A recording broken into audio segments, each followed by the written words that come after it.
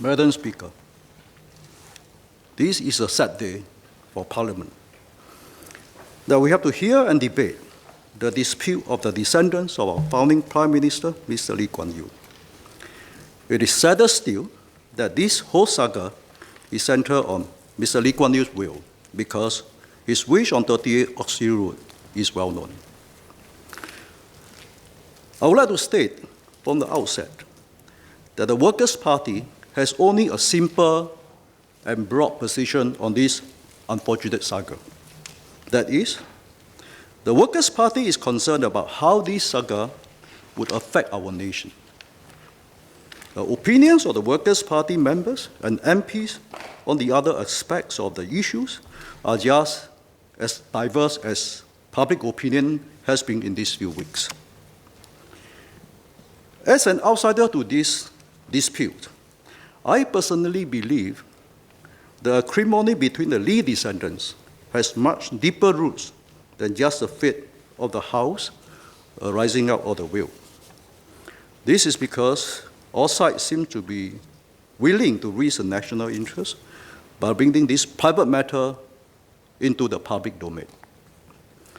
This is the fundamental point that I want to make, which I personally feel strongly about. The problem with this whole saga is that the line between the private and the public has been blurred and crossed too many times by the Prime Ministers, the Lee siblings, and the government too.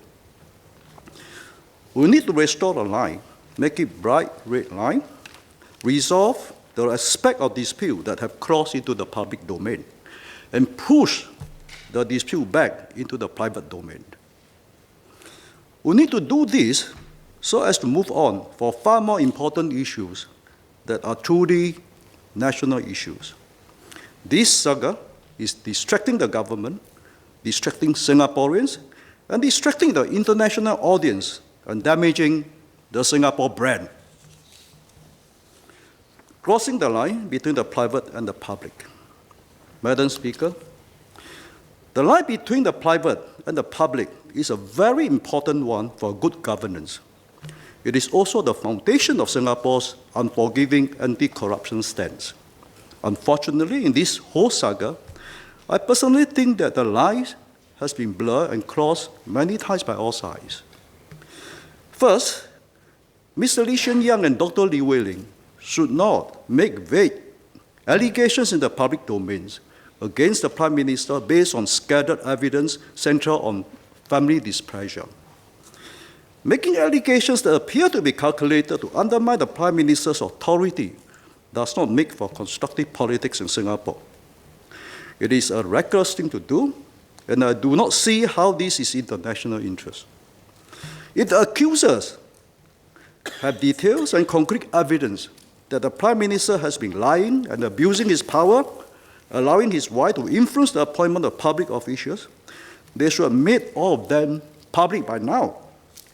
They should not be waging a continuous media campaign to keep the nation in suspense. However, the government is also contributed to the squabble. It does not help that the Prime Minister and some of his cabinet colleagues have responded in kind in Facebook and even making counter allegations on the motive and character of the other party.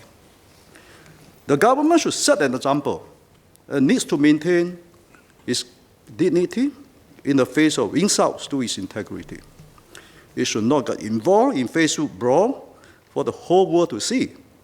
Cabinet members, more than anyone else, should refrain from making insinuations about the character and motivations of the accusers. The government should not continue with this dispute in the public domain. Madam Speaker, good government cannot be achieved in social media. The Prime Minister is faced with serious allegations from his brother and sisters. These allegations need to be addressed in the proper manner. As the Prime Minister once said himself, such matters cannot be just you say, I say. It is the hallmark of the PAP government in the past to get to the bottom of such matter via the courts. I believe that the you say, I say exchange will continue in social media if the Prime Minister fails to take action to put it to the stop. The Prime Minister have said earlier in the ministerial statement, seems to hope that to resolve this issue after this Parliament session. But how sure he is that his sibling will not continue to make the allegation or having new allegation against him? He's already being accused of trying to cover up and whitewash himself by using Parliament. Next, it seems to me that the Minister for Law was a close personal friend of Mr. Lee Kuan Yew and other members of the Lee family. He has now fallen up with some members of the Lee family. Dr. Lee Wee-Ling said he was a changed person. He was previously involved in giving personal advice relating to Mr. Lee Kuan Yew's will. However, he is also now part of the ministerial committee, which is looking at the issue of the House arising from the will. Is there not a conflict of interest there? Furthermore, the current Attorney General, Mr. Lu Shen Wong, was acting as Mr. Lee Hsien Loong's personal lawyer in his private dispute against his siblings. But now, the same person is in the position to advise the government and the cabinet on matters related to the House and Mr. Lee Kuan Yew's will. Is there also a conflict of interest here? Was this consideration taken into account when he was appointed the Attorney General?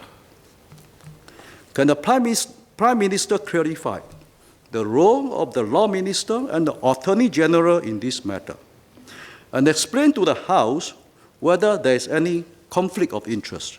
If so, how they are going to account to the public for this? Is their current position still tenable? The government needs to move on.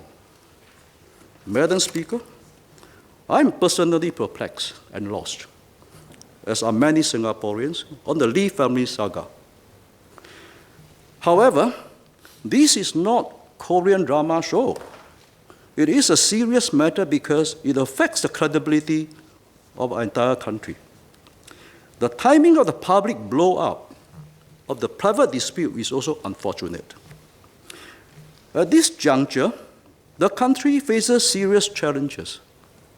Singapore is facing a tricky and volatile geopolitical situation, and the government has to navigate our small state between the South Central America and a more assertive China skillfully and carefully. We also seem to be vulnerable to the worsening security situation in the war against terrorism in Southeast Asia, with troubling cases of self-radicalization surfacing at home. We have only recently embarked on a critical transformation of Singapore's economy and workforce to enable our companies and workers to seize the opportunities of technological disruption to stay competitive. We are still fixing persistent problems with our physical and social infrastructure, in particular, the recent continuous major MRT breakdowns. Although the Prime Minister has said this saga will not affect the work of the government, I am of the view that it is a serious distraction to the government in dealing with the serious challenges when the cabinet members, all of them are not members of the Lee family, but have been unnecessarily drawn into the dispute, which to me is essentially a family dispute. The ministers need to focus on rallying Singaporeans to be united in facing the challenges and not be participating in a divisive dispute. The government needs to move on. I hope that all necessary steps are taken by the Prime Minister and his cabinet colleagues to achieve a resolution as soon as possible. In this regard, I have a couple of personal suggestions for the government to consider and hope to end the matter and move on. First, I am of the view that the correct platform to settle the private dispute is the court.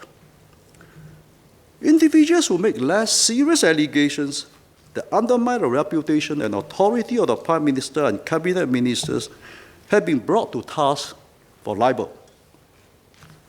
There is no reason why this time it should be different, because it comes from the Lee family.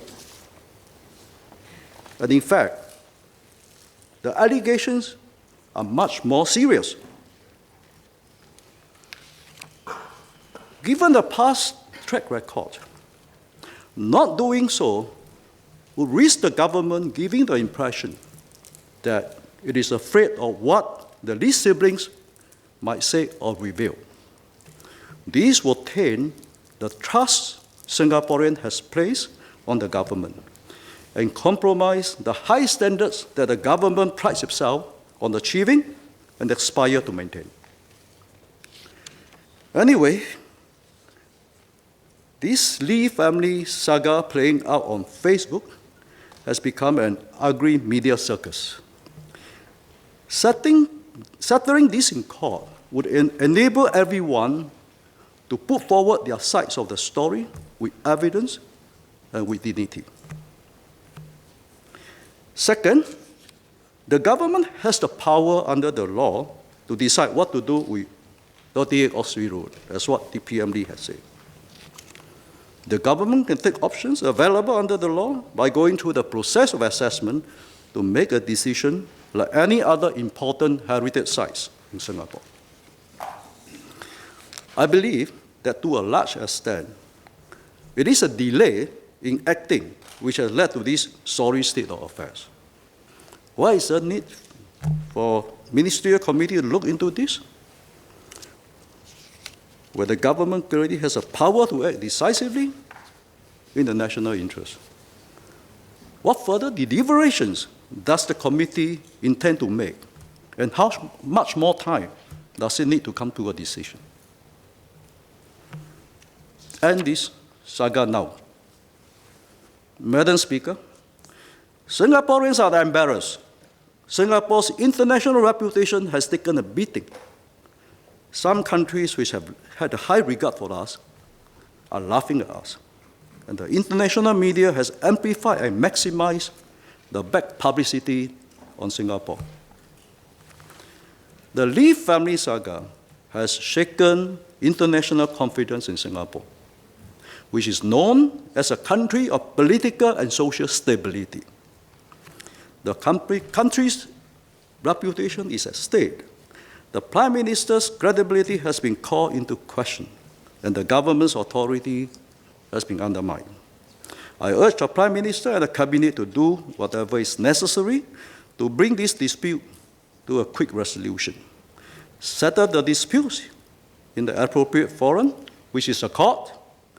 Restore the line of distinction between the private and the public. Thank you.